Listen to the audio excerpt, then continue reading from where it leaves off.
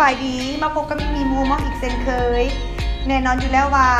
มาเจอกับมีแบบนี้มีต้องมีเคล็ดลับดีๆมาฝากแน่นอนซึ่งเคล็ดลับดีๆที่มีจะมาฝากในมื้อนี้ก็คือเลือกทรงสูตรแบบใดให้เข้ากับตัวเองอันที่จริงแล้วสูตรก็มีหลากหลายแบบหลากหลายทรงกันเนาะแต่ว่าวันนี้มีจะยกตัวอย่างมาแต่3ทรงให้ทุกคนได้เบิ่งกันเด้อ1เป็นคลาสสิกฟิตเป็นทรงที่ใส่สบายค่อนข้างใหญ่แต่บ่ใหญ่เกินไป2สลิมฟิตทรงนี้กำลังดีเลยเด้อ3สกินนี่ฟิตออกแนวฮัดฮูกฮัดหุ่นออกแนวแบบว่าขาเด็ดๆได้จังน้อยแน่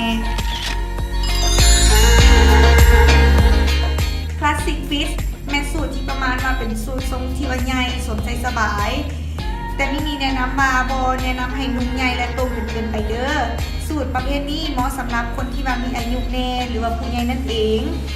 สูตรทรงนี้เวลาสวมใส่จะเห็นให้เขาเบิ่งคุ้มฐานหลายขึ้นและที่สำคัญสูตรทรงนี้สามารถนำใส่ไปได้ทุกกาลโอกาสทุกงานเลยเด้อสลิมฟิตสูตรทรงนี้เป็นสูตรทรงที่ว่ายอดนิยมเลยก็ว่าได้แต่ยังมีหลายๆคนเข้าใจผิดกันกับทรงนี้ว่าเป็นทรงที่ว่าฟิตโพดทัดหุ่นโพดแต่อันที่จริงแล้วโมแมนเด้อมันเป็นทรงที่ว่าเข้ากับหุ่นและสรีระเขาได้ดีเลยโบขับและโบหลงจนเกินไปทรงนี้ถือว่าเป็นทรงที่ว่าให้หุ่นเท่าเบิ่งดูดีสมพอสมควรเลยแหละ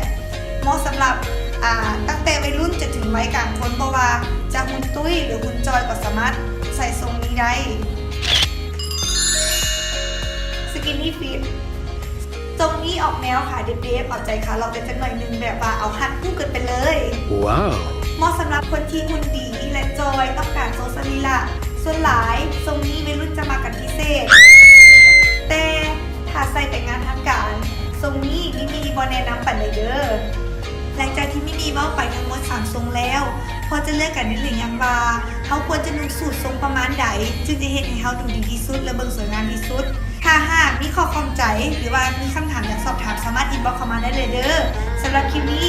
มีบ๊ายบาย